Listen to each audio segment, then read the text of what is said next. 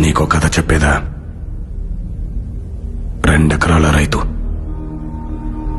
కూలోళ్ళని పెట్టుకునే తాహత లేక పెండ్లాన్ని తోడుకునే పొలం పనులకు పోయినాడు. వాని 6 ఏండ్ల పాప ఇంటికాడనే ఉండే సంవత్సరం కూడా లేని తమ్ముడిని సముదాయిస్తాండది. ఏడ్చినాడని ఎండలో ఎత్తుకుని తిరిగిందేమో. మా పటేళ్లకు జ్వరం కాసింది. పార్టీలు కొట్లాటలతో బాంబులేసుకుని ఊర్లాయే. పొద్దుగూకినాక బస్సులేడ తిరుగుతాయి బాలరెడ్డి.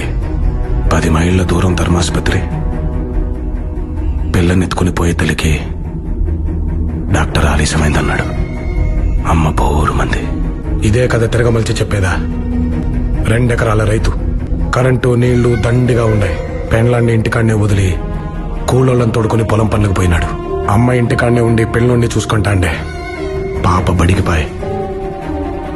ఎండలో ఆటలాడిందేమో. మా పటేళ్లకు జ్వరం కాసింది.